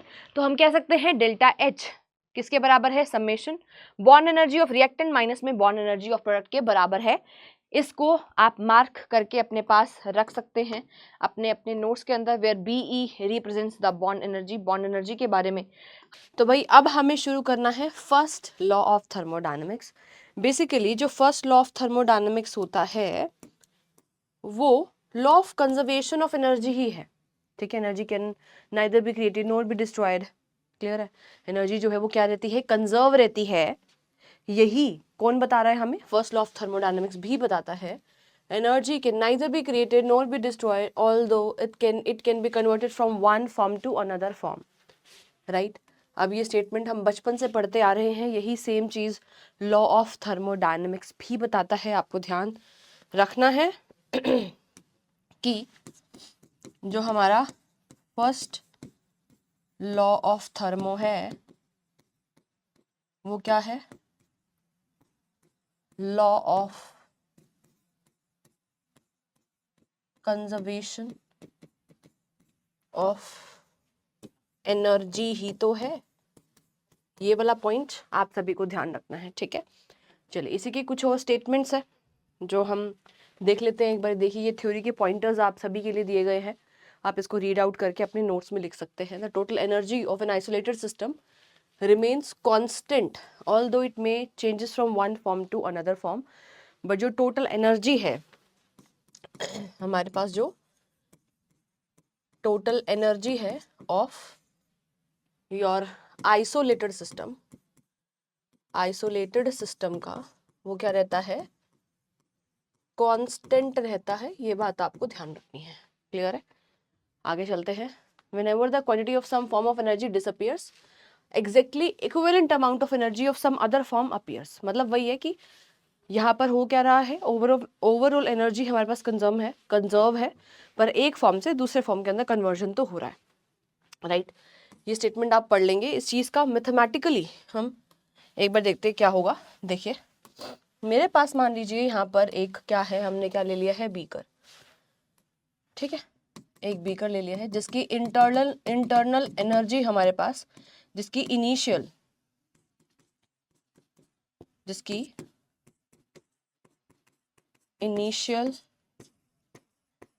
इंटरनल एनर्जी हमारे पास क्या है, U1 है। ठीक है जी, यस मैम। अब इसने यार करी हीट एब्जॉर्ब, इसने क्या करी, क्यों, हीट एब्जॉर्ब करी, हीट एब्जॉर्ब करी इसने। आफ्टर एब्जॉर्प्शन ऑफ हीट, ये जो हमने बीकर लिया, ये इसके अंदर इंटरनल एनर्जी प्लस में हीट वाला जो पार्ट है वो क्या हो जाएगा, ऐड अप हो जाएगा। ठीक है, तो यहाँ पर ये U1 प्लस में Q के बराबर हो गया। अब यहाँ पर इसी सिस्टम के ऊपर हमने थोड़ा सा वर्क डन भी करा, क्या करा, थोड़ा सा वर्क डन भी करा। ठीक है, वर्क डन किया, तो अब इसमें W को भी हमें क्या करना पड़ेगा, ऐड करना पड़ेगा, राइट। तो यहाँ पर जो ये कंडीशन आएगी, यहाँ पर क्या होने वाला है हमारे पास, U1 प्लस Q प्लस में W। ठीक है, तो यार ये इनिशियल इंटरनल एनर्जी थी, फाइनल इंटरनल एनर्जी जिसको मैं U2 बोल रही हूँ, ये किसके बराबर हो जाएगी, U1 प्लस में Q प्लस में W के। अब अगर मुझे यहाँ पर चेंज निकालना है डेल्टा U, तो ये U2 माइनस U1 के बराबर होगा। वैल्यूज को पुट करेंगे हम, U1 प्लस Q प्लस में W। ठीक है, माइनस में हमने क्या कर देना है, U1 कर देना, ये कट हो जाएगा हमारे पास। तो डेल्टा U जो निकल करके आ रहा है वो Q प्लस में W निकल करके आ रहा है। ठीक है, ये मेरे पास क्या है, मैथमेटिकली हमने समझाया कि हमारे पास फर्स्ट लॉ ऑफ थर्मो क्या होता है, इंटरनल एनर्जी प्लस में work, right. Delta U is equals to Q plus में W, ये आपको ध्यान रखना है। This is the mathematical equation for first law of thermo. Clear है। देखिए, it is impossible to construct a motion machine, हम जो है मोशन मशीन को कंस्ट्रक्ट नहीं कर सकते, would produce work continuously without consuming energy. ऐसी मोशन मशीन, ऐसी मशीन जो कि है ना एनर्जी के कंजप्शन के बिना, है ना, without continuous consumption of energy, जो क्या करती रहे, काम करती रहे, ऐसा हम प्रोड्यूस नहीं कर सकते हैं। मैथमेटिकली जो फर्स्ट लॉ ऑफ थर्मोडायनेमिक्स है, जिसकी हमें रिक्वायरमेंट है, इंपॉर्टेंट है, जो आपको ध्यान रखना है, वो ये है इक्वेशन, ये आपको यहाँ पर ध्यान रखना है। This is the important thing. इसके बाद यार हम आगे मूव करेंगे एंड यहाँ पर हीट और we can say enthalpy of reactions, इनकी definition school point of view से आपसे पूछी जा सकती है, काफ़ी इंपॉर्टेंट है। तो सबसे पहले हम यहाँ पर हीट ऑफ रिएक्शन को समझते हैं कि क्या होती है हमारी हीट ऑफ द रिएक्शन। ठीक है, हीट ऑफ द रिएक्शन यानी कि दैट इज, यहाँ पर हम चेंज इन इंटरनल एनर्जी के बारे में बातें कर रहे हैं। It is equal to the difference in the internal energy of product and your reactant. ठीक है, तो डेल्टा U अगर कोई बोलता है तो ये हमारे पास क्या है, heat of the reaction at constant volume. ध्यान रखेंगे, heat of the reaction at constant volume जब हम निकाल रहे हैं तो वो किसके बराबर है, हमारे पास डेल्टा U। और डेल्टा U हमारे पास क्या होगा for a reaction, internal energy of the product minus internal energy of the reactant, ये आपको ध्यान रखना है। आगे चलते हैं, नेक्स्ट हमारे पास है heat of reaction at constant pressure. ठीक है, heat of reaction at constant pressure, ये डेल्टा H के बराबर होता है। कांस्टेंट वॉल्यूम पे जब हमने देखा, देखिए तो ये इंटरनल एनर्जी के बराबर था। ठीक है, कांस्टेंट वॉल्यूम पे देखा, यहाँ पर हम कांस्टेंट प्रेशर पे देख रहे हैं तो ये हमारे पास किसके बराबर है, डेल्टा H, यानी कि चेंज इन एंथैल्पी के बराबर है। तो चेंज इन एंथैल्पी आप सभी को पता है, आपको क्या करना है इस इक्वेशन के अंदर, ये माइनस का साइन यहाँ पर आएगा बेटा। ठीक है, मैं इसको हटा देती हूँ यहाँ से। तो आप क्या करेंगे, यहाँ पर डेल्टा H जो है आपके पास क्या हो जाएगा, सब्ट्रैक्ट आपको करना पड़ेगा enthalpy of product minus enthalpy of the reactant, right. और ये इक्वेशन तो हम पहले ही ऑलरेडी पढ़ ही चुके हैं। ठीक है, डेल्टा H जो है डेल्टा U प्लस में डेल्टा NGRT के बराबर है। ठीक है, ये अभी हमने थोड़ी देर पहले पढ़ा ही था। आगे चलते हैं, नेक्स्ट है हमारे पास थर्मोडायनेमिक इक्वेशंस के अंदर कुछ इंपॉर्टेंट बातें हमें जाननी है। जैसे फॉर एग्जाम्पल, अगर मेरे पास कोई रिएक्शन एक्सोथर्मिक रिएक्शन है, आप सभी को पता है for the exothermic reaction delta H मेरे पास क्या आएगा, नेगेटिव आएगा, और अगर मेरे पास कोई एंडोथर्मिक रिएक्शन है उसके लिए डेल्टा एच मेरे पास क्या आने वाला है, पॉजिटिव आने वाला है। ये दो बातें आपको हमेशा जीवन में याद रखनी है, ठीक है। ये आगे भी इसका एप्लीकेशन आने ही वाला है, आप सभी को पता होनी चाहिए ये वाली बात। फॉर एक्सोथर्मिक डेल्टा एच हमारे पास नेगेटिव और फॉर एंडोथर्मिक डेल्टा एच हमारे पास क्या होता है, पॉजिटिव होता है। आगे देखिए, unless otherwise mentioned in the equation, the given delta H value corresponds to the standard state of the substance. The standard state corresponds to the 298 Kelvin and 1 bar pressure. Standard state भी आपको यहाँ पर पता है किसके बराबर होती है। अगर किसी ने बोला क्या कि स्टैंडर्ड स्टेट में लेना है, तो स्टैंडर्ड स्टेट का मतलब हमारे पास क्या होगा, प्रेशर हमने कितना ले लेना है, 1 बार लेना है, और टेम्परेचर हमारे पास 298 केल्विन के बराबर हो जाएगा। ये बात आपको ध्यान रखनी है। आगे चलेंगे, नेक्स्ट हमारे पास क्या है, देखिए कुछ और इंपॉर्टेंट बातें। Delta H value mentioned in the equation corresponds to the number of moles of the substance as indicated by the stoichiometric coefficient in the equation. जो हमारे पास स्टोइकियोमेट्रिक इक्वेशन, जो बैलेंस केमिकल इक्वेशन होगी, उसके जो आगे stoichiometric coefficients लगे हुए हैं, है ना, उनको आपको ज़रूर से ज़रूर वहाँ पर ध्यान रखना है ड्यूरिंग सॉल्विंग द क्वेश्चंस को सॉल्व करते टाइम, ठीक है। आगे आइए नेक्स्ट पॉइंटर के ऊपर, the physical state of the substance must be specified. Physical state को आपको ज़रूर से ज़रूर वहाँ पर स्पेसिफाई करना है। मैंने केमिकल रिएक्शन इज रिवर्स, जब केमिकल रिएक्शन को आप क्या कर देंगे, रिवर्स कर देंगे, then magnitude of delta H remain constant. जो डेल्टा एच का मैग्नीट्यूड है वो सेम रहेगा, पर साइन कन्वेंशन जो है वो भी क्या हो जाएगा, रिवर्स हो जाएगा, क्योंकि हमने रिएक्शन को क्या कर दिया है, रिवर्स कर दिया है, राइट। अब आइए यहाँ पर इनकी डेफिनेशंस बहुत ज़्यादा इंपॉर्टेंट है। सबसे पहले हम यहाँ पर एंथैल्पी ऑफ फॉर्मेशन की बातें करेंगे। क्या होती है ये एंथैल्पी ऑफ फॉर्मेशन, इसको समझते हैं। देखिए इसको लिखने का तरीका क्या है, डेल्टा लगाना है एफ एंड एच, इस तरीके से delta enthalpy of formation. It is defined as the change in enthalpy of the system, change in enthalpy of the system when 1 mole of the substance is formed, जब 1 मोल substance का formation हो रहा है directly from its element, उसके element से 1 मोल substance का जब formation हो रहा है, उस टाइम पर जितना चेंज इन एंथैल्पी आएगा सिस्टम में, उसी को ही हम एंथैल्पी ऑफ फॉर्मेशन कहते हैं। Very important. नेक्स्ट हमारे पास है एंथैल्पी ऑफ कंबशन। तो यहाँ पर इसको डिफाइन करेंगे, it is defined as the change in enthalpy involved in the complete combustion of 1 mole of the substance. जब 1 मोल सब्सटेंस हमारे पास कंप्लीटली कंबशन अंडरगो जाता है in the presence of excess of oxygen, आप सभी को पता है एक्सेस ऑफ ऑक्सीजन होगा तभी वो कंप्लीट कंबशन वहां पर हो पाएगा, ठीक है। तो कंप्लीट कंबशन कब हो पाएगा, जब एक्सेस ऑफ ऑक्सीजन की प्रेजेंस में हमने कंप्लीट कंबशन हम करेंगे for the 1 mole of the substance, उसी को ही हम क्या बोलते हैं, एंथैल्पी ऑफ कंबशन कहते हैं। इसकी डेफिनेशन भी इंपॉर्टेंट है। नेक्स्ट हमारे पास है enthalpy of neutralization. It is defined as the change in enthalpy of a system when, जब आपका 1 gram equivalent of an acid is completely neutralized by 1 gram equivalent base and vice versa, ठीक है। तो यानी कि स्पेसिफाई कर रखा है 1 ग्राम, ठीक है, 1 ग्राम इक्विवेलेंट ऑफ एसिड को जब न्यूट्रलाइज कर देगा क्या, 1 gram equivalent of your base, ठीक है, उस दौरान जो एंथैल्पी के अंदर चेंज आएंगे सिस्टम में, उसी को ही एंथैल्पी ऑफ न्यूट्रलाइजेशन कहा है, ठीक है। यहाँ पर नोट डाउन करेंगे एक पॉइंटर को, the heat of neutralization for a strong acid and a strong base is always constant and it is equal to this value, ये इस वैल्यू के बराबर होगा, ठीक है।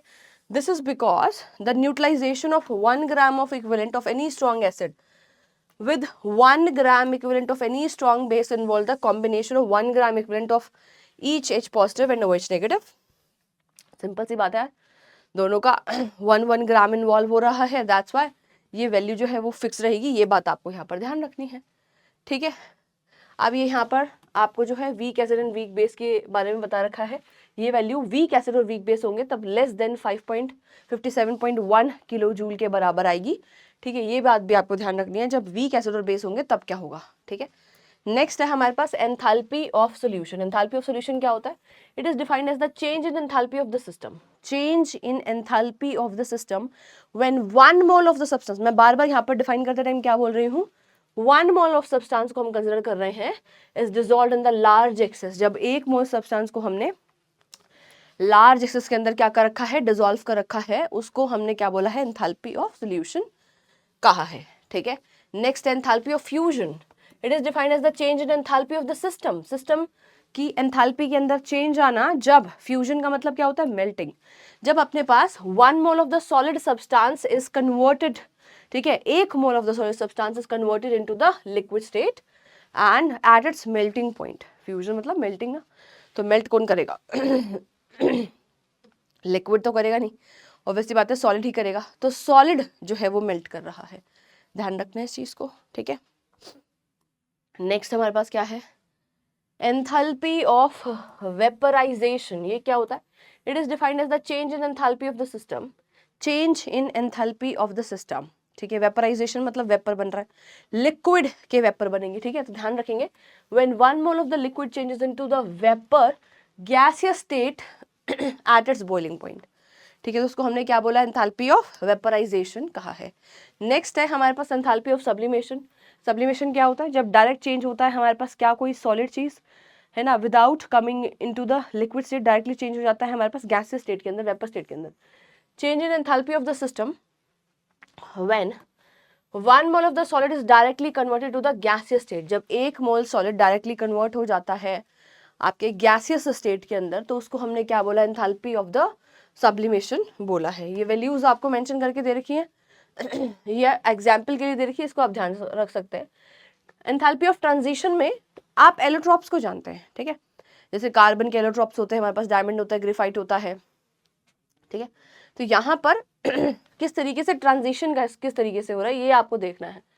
ठीक है, तो change in enthalpy of the system when 1 mole of an element transit from one allotropic form into the another, एक एलोट्रोपिक फॉर्म से दूसरे एलोट्रोपिक फॉर्म के अंदर अगर वो जाता है तो उसको हमने एंथैल्पी ऑफ ट्रांजिशन कहा है। ठीक है, अब आ जाइए हेस लॉ। हेस लॉ हमें क्या कहता है, पहले स्टेटमेंट को देखते हैं। देखिए, the enthalpy change in a chemical reaction is the same whether the reaction takes place in one step और इन द सेवरल स्टेप।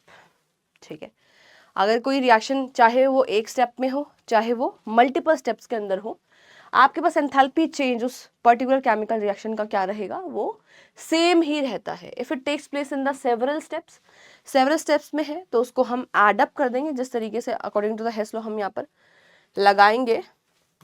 तो जो डेल्टा एच हमारे पास है वो डेल्टा H1 प्लस में डेल्टा H2 प्लस में डेल्टा H3 आ जाएगा। ठीक है, the enthalpy of the reaction is algebraic sum of the enthalpies of the reaction corresponding to all the steps। ये सारे के सारे डिफरेंट स्टेप्स की आपके पास एंथैल्पी, चेंज इन एंथैल्पी है, तो टोटल चेंज इन एंथैल्पी आप निकालोगे तो डेल्टा H1 फर्स्ट स्टेप की, सेकंड स्टेप की, थर्ड स्टेप की, इनको ऐड हम कर देंगे, ये हमारा हेस लॉ हो जाएगा। नेक्स्ट यहाँ पर आ जाइए, अभी इसके ऊपर डिस्कशन करते हैं। देखिए, सबसे पहले हमें जानना है कि हमारे पास हीट कैपेसिटी क्या होती है। हीट कैपेसिटी को हम C से रिप्रेजेंट कर रहे हैं।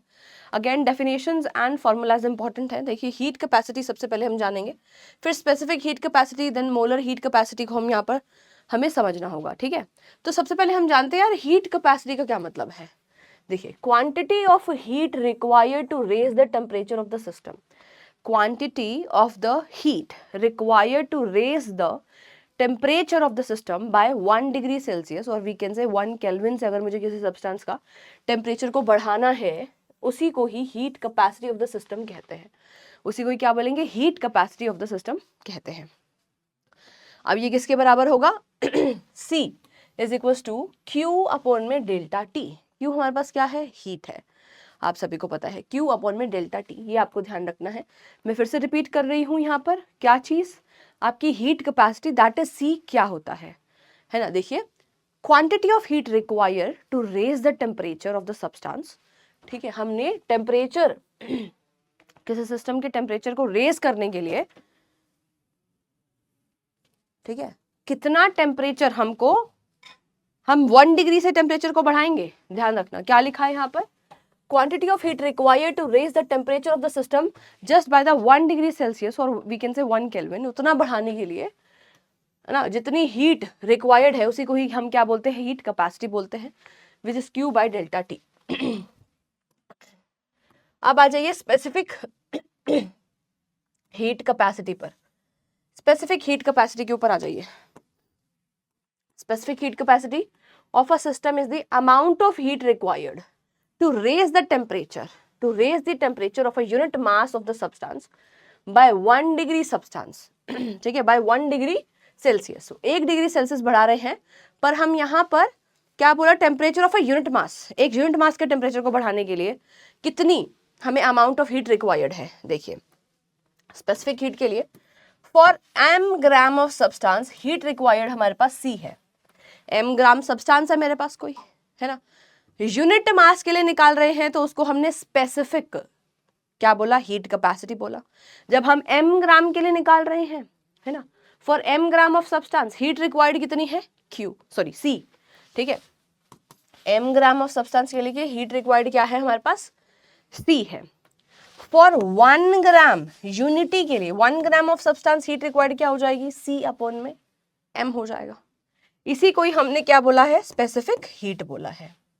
पर हम जानते हैं जो C है वो Q बाय डेल्टा T है, तो इस C की वैल्यू को मैं यहां पर पुट कर सकती हूं, तो मेरे पास जो स्पेसिफिक हीट कैपेसिटी आएगा वो Q अपॉन में m डेल्टा T आ जाएगा वैल्यू को पुट करने के बाद। क्या ये बात सभी को क्लियर हुई? ठीक है जी, आगे चलते हैं। नेक्स्ट हमारे पास है यार मोलर हीट कैपेसिटी। नेक्स्ट हमारे पास क्या है, मोलर हीट कैपेसिटी। ये क्या होती है, मोलर हीट कैपेसिटी क्या है, is defined as the amount of heat required to raise the temperature of 1 mole of substance by 1 kelvin और 1 डिग्री सेल्सियस। मेरे पास 1 मोल सब्सटेंस है, उसके टेम्परेचर को मुझे 1 डिग्री से बढ़ाना है, तो उसको हम क्या बोलेंगे, मोलर हीट कैपेसिटी बोलेंगे। ठीक है, मोलर हीट कैपेसिटी को हम Cm से रिप्रेजेंट करेंगे, which is equal to C by N। ये कैसे आया भाई, for n moles of substance heat required मेरे पास कितना था, C था, स्पेसिफाई कर दिया फॉर 1 मोल, n मोल के लिए C था, तो 1 मोल के लिए C बाई N हो जाएगा। तो 1 मोल के लिए निकाल रहे हैं, यानी कि यही मेरे पास क्या है, मोलर हीट कैपेसिटी है। तो Cm क्या हो जाएगा, C बाई में N। N क्या है, नंबर ऑफ मोल, C क्या है, हीट कैपेसिटी, Cm क्या है, molar heat capacity. I hope आप सभी को क्लियर हो गया है। आगे चलते हैं, नेक्स्ट देखिए, molar heat capacity at constant volume, that is उसको क्या बोलेंगे, रिप्रेजेंट कैसे करेंगे, Cv से रिप्रेजेंट करेंगे। किससे, Cv से। तो यहाँ पर देखिए m फॉर मोलर और कांस्टेंट, एट कांस्टेंट वॉल्यूम ले रहे हैं, इस वजह से मैंने इसको Cvm लिखा है। ये किसके बराबर होगा, Qv upon N delta T। Important, ध्यान रखना है। नेक्स्ट है हमारे पास molar heat capacity at constant pressure, जिसको Cp हमने बोला है। Cp क्या होगा, Qp अपॉन में N delta T। Second pointer जो आप ध्यान रखेंगे, इसको हम BM विजन के अंदर मेंशन कर सकते हैं। ठीक है जी,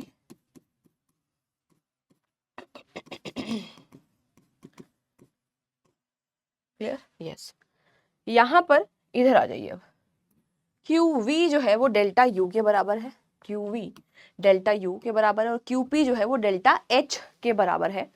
ये दोनों बातें अभी मैंने थोड़ी देर पहले भी आपको बताई थी, अगेन फिर से हम इसको लिख रहे हैं, वेरी वेरी इंपॉर्टेंट, आपको क्वेश्चन सॉल्व करते टाइम ये बातें हेल्प करने वाली हैं। अब हमें spontaneous and non spontaneous process के बारे में समझना है। स्पॉन्टेनियस क्या है, वो प्रोसेस जो खुद ब खुद होती रहती है, उसको हम स्पॉन्टेनियस बोलते हैं। खुद ब खुद होने वाला जो काम है उसको स्पॉन्टेनियस बोला जाता है।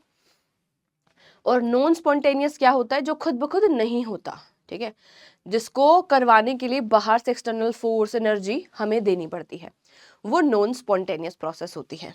ठीक है, अब इसकी डेफिनेशन एंड थ्योरी हम थोड़ा सा देखेंगे। देखिए, the process which proceeds on its own under given set of conditions without any outside assistance is called spontaneous process. जिसको बाहर से किसी असिस्टेंट की रिक्वायरमेंट नहीं है, उसको हमने स्पॉन्टेनियस प्रोसेस बोला है। A spontaneous process is also called as a natural process. एक spontaneous process को हम natural process भी बोल सकते हैं।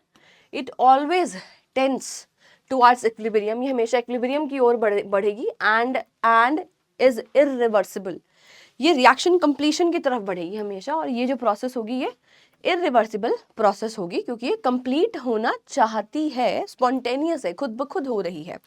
और कोई इनिशिएशन इसको रिक्वायरमेंट नहीं होगी। अनस्पॉन्टेनियस प्रोसेस मे और मे नॉट रिक्वायर इनिशिएशन, किसी किसी केस में स्टार्टिंग का इनिशिएशन रिक्वायरमेंट हो भी सकता है और कुछ केसेस में विदाउट इनिशिएशन ये अपने आप भी होता है। डिसोल्यूशन ऑफ शुगर और salt in the water, melting of ice इसका एग्जांपल हो जाएगा, evaporation of water, diffusion of gases, osmosis, burning of coal etcetera etcetera. ठीक है, नेक्स्ट हमारे पास है इसी के ही कुछ और पॉइंटर्स हैं।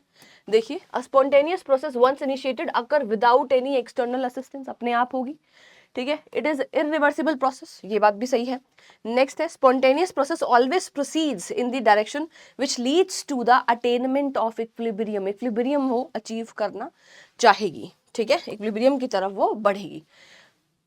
नेक्स्ट यहाँ पर देखिए, spontaneous process is always accompanied by increase in the disorder. जब भी देखो रैंडमनेस वहां पर बढ़ रही होगी, अगर प्रोडक्ट की तरफ वो बढ़ रही है ना, तो वहां पर हमेशा हम कहते हैं कि स्पॉन्टेनियस प्रोसेस जब हो रही है तो विद इंक्रीज इन एंट्रोपी और विद इंक्रीज इन वहां पर क्या होगा, एंट्रोपी वहां पर बढ़ेगी, रैंडमनेस वहां पर बढ़ रही होगी। ठीक है, नेक्स्ट हमारे पास है नॉन स्पॉन्टेनियस प्रोसेस, जो खुद ब खुद नहीं होती, which can proceed neither by itself nor by the initiation is called non-spontaneous process. For example, electrolysis of water or formation of ice in the refrigerator, जिसको constant external हमें energy देनी पड़ेगी तभी वो प्रोसेस हो पाएगी। ठीक है, इसके बाद हमें डिस्कस करना है एंट्रोपी। एंट्रोपी हमारे पास हमारा क्या होता है, स्टेट फंक्शन होता है, इसके ऊपर क्वेश्चन आ सकता है, ध्यान रखना है। ये क्या बताता है हमें, डिसऑर्डरनेस, रैंडमनेस के बारे में बताता है, मेजर्स द डिसऑर्डरनेस और randomness of the system, system की डिसऑर्डरनेस को बताता है। इसको रिप्रेजेंट कैसे करते हैं, चेंज इन एंट्रोपी को डेल्टा एस से हम रिप्रेजेंट करते हैं। ठीक है, अब यहाँ पर हमारे पास ये जो है डेल्टा एस जो है वो क्या है, क्यू रिवर्सिबल अपॉन में टाइम, ये आपको ध्यान रखना है। ठीक है, अब क्यू रिवर्सिबल क्यों लिया यहाँ पर, क्योंकि जो हीट गिवन आउट, या तो हीट बाहर निकल रही है या जो एब्जॉर्ब हो रही है, ठीक है, वो जो है इनफाइनाइट असेंबली स्टेप्स के अंदर हो रही है। ठीक है, छोटे छोटे स्टेप्स के अंदर हो रही है, इस वजह से यहाँ पर हमने क्या लिया है, ये रिवर्सिबल फॉर्म में लिया है, इस बात को आपको ध्यान रखना है। ठीक है, ओके, ये वाला पॉइंटर ध्यान रखेंगे, ये सारी चीजें आप पढ़ लेंगे। एंड डेल्टा एस जो है हमारे पास एक्सटेंसिव प्रॉपर्टी है, ये वाला पॉइंटर भी इंपॉर्टेंट है, इसके ऊपर भी क्वेश्चन पूछा जा सकता है। क्लियर, इसके बाद हम यहाँ पर आते हैं, देखिए for the reversible process, reversible process के लिए हमारे पास डेल्टा एस रिवर्सिबल क्या होगा, 0 होगा। क्लियर है, ये सारे पॉइंटर्स को आप थोड़ा थोड़ा सा ध्यान रखने की कोशिश करेंगे, ये इंपॉर्टेंट है। ठीक है, इसके बाद यहाँ पर आ जाइए। अब यहाँ पर यही सेम बात जो हम यहाँ पर डिस्कस कर रहे थे कि डेल्टा एस जो है वो क्यू रिवर्सिबल अपॉन में टी के बराबर तो है। अब कुछ और इंपॉर्टेंट पॉइंटर्स यहाँ पर हम जानेंगे। डेल्टा एस हमारे पास कब कब पॉजिटिव, कब नेगेटिव और कब 0 होगा। देखिए, अगर एंट्रोपी बढ़ती है, ठीक है, for increase in entropy, entropy अगर बढ़ती है तो उसके लिए डेल्टा एस आपके पास पॉजिटिव होगा। हम कह रहे हैं कि किसी सिस्टम में एंट्रोपी डिक्रीज कर रही है, डिक्रीज इन एंट्रोपी हो रहा है, एंट्रोपी डिक्रीज कर रही है का मतलब क्या हुआ कि डेल्टा एस नेगेटिव है। थर्ड क्या है, for increase in temperature, increase in temperature, temperature को बढ़ा दिया यार, काइनेटिक एनर्जी बढ़ेगी, काइनेटिक एनर्जी बढ़ेगी यानी कि रैंडमनेस बढ़ेगी, इसका मतलब डेल्टा एस क्या आएगा, पॉजिटिव, ध्यान रखना है इसको। क्लियर,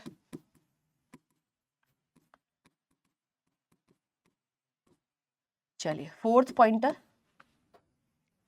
के ऊपर आएंगे। यहाँ पर देखिए, इतनी बात सभी को क्लियर हो गई है। नेक्स्ट हमारे पास है for decrease in the pressure, decrease in the pressure, ध्यान से सोचो, प्रेशर को हमने कम कर दिया, प्रेशर कम अगर हम कर रहे हैं तो पार्टिकल दूर दूर जाएंगे, उनके ऊपर प्रेशर नहीं है, यानी कि रैंडमनेस बढ़ रही है। सो इस केस के लिए भी डेल्टा एस अपने पास क्या आता है, पॉजिटिव आता है, ये ध्यान रखना है, इंपॉर्टेंट है। क्लियर है, ये आपको हेल्प करेगा, ये सारे पॉइंटर्स। क्लियर है, इसको नोट डाउन कर लेंगे। नेक्स्ट हमारे पास आता है यार सेकेंड लॉ ऑफ थर्मोडायनेमिक्स, इसको हम देखते हैं यार। स्टेटमेंट्स, कुछ थ्योरी के पॉइंटर्स हैं। All spontaneous processes are thermodynamically irreversible. सारी की सारी जो हमारे पास स्पॉन्टेनियस प्रोसेसेस होती हैं वो थर्मोडायनेमिकली इरिवर्सिबल होती है। Whenever a spontaneous process takes place it is accompanied by an increase in the total entropy. ठीक है, आपके पास जो टोटल एंट्रोपी होती है वो क्या कर जाती है, इंक्रीज करती है, हमेशा always increase in the total entropy, always spontaneous process के अंदर। ये चीज़ अभी हमने डिस्कस करी थी। ठीक है, ये इसके बाद जो है हमें गिब्स फ्री एनर्जी देखना है। गिब्स फ्री एनर्जी क्या होता है, देखिए टोटल एनर्जी क्या है,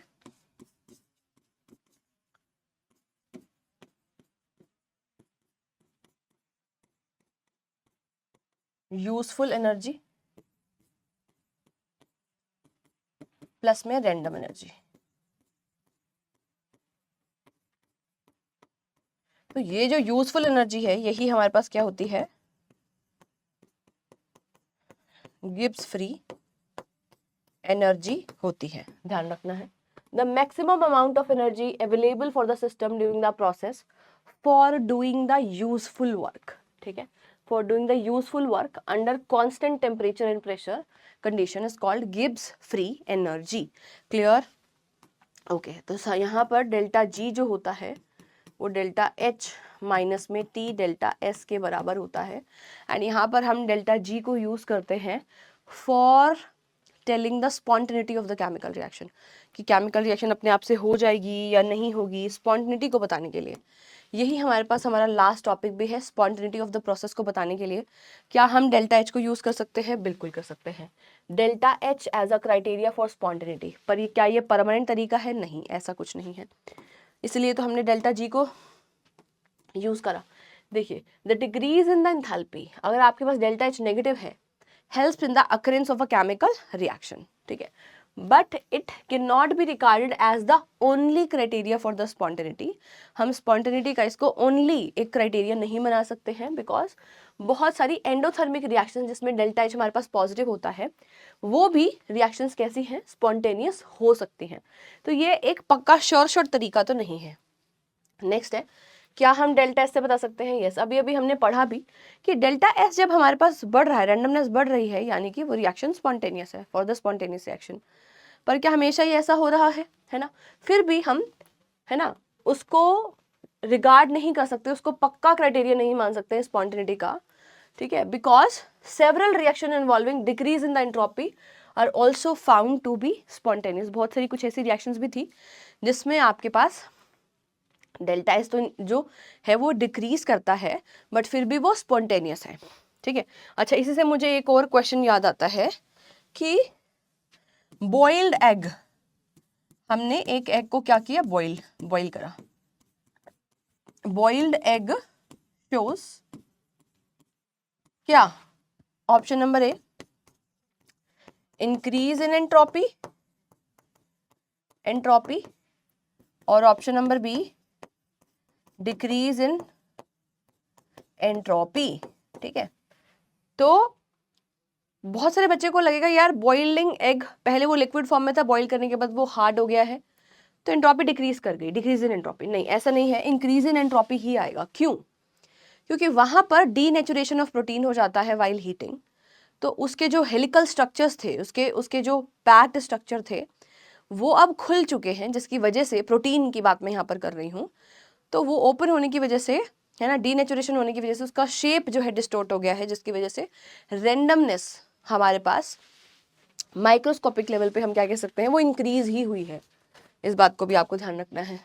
अब डायरेक्टली हम डेल्टा जी को यूज कर रहे हैं as a criteria of spontaneity, this is very very important. ठीक है, अगर आपके पास यहाँ पर डेल्टा जी क्या आता है, नेगेटिव आता है, तो प्रोसेस आपके पास कैसी होगी भाई, है ना, डेल्टा जी नेगेटिव है तो आपके पास प्रोसेस क्या होगी, स्पॉन्टेनियस होगी। अगर आपके पास डेल्टा जी पॉजिटिव आता है, ठीक है, then the process is non spontaneous. ध्यान रखेंगे, जब डेल्टा जी जीरो है तो आपके पास द प्रोसेस वो किस पे होगी, इक्विलिब्रियम के ऊपर होगी। ये तीनों पॉइंटर्स बहुत ज़्यादा इंपॉर्टेंट हैं, आगे 12th में भी आपको काम आएंगे। क्लियर? ये वाले पॉइंटर को आपको यहाँ पर ध्यान रखना है। ठीक है, प्रिडिक्शन ऑफ फिजिबिलिटी वैसे तो मैं आपको बता चुकी हूँ, बट फिर भी एक बार दोबारा से देख लेते हैं. देखिए, अ chemical reaction is a spontaneous one and proceeds in the direction in which free energy decreases. जहाँ पर फ्री एनर्जी आपके पास क्या कर रही है, डिक्रीज कर रही है. द फिजिबिलिटी और spontaneity of a chemical reaction can be predicted with the help of the following equation. इस इक्वेशन का यूज करते हुए delta G is equal to delta H minus T delta S, इसका use करते हुए we can tell the feasibility है ना, और we can say spontaneity of a chemical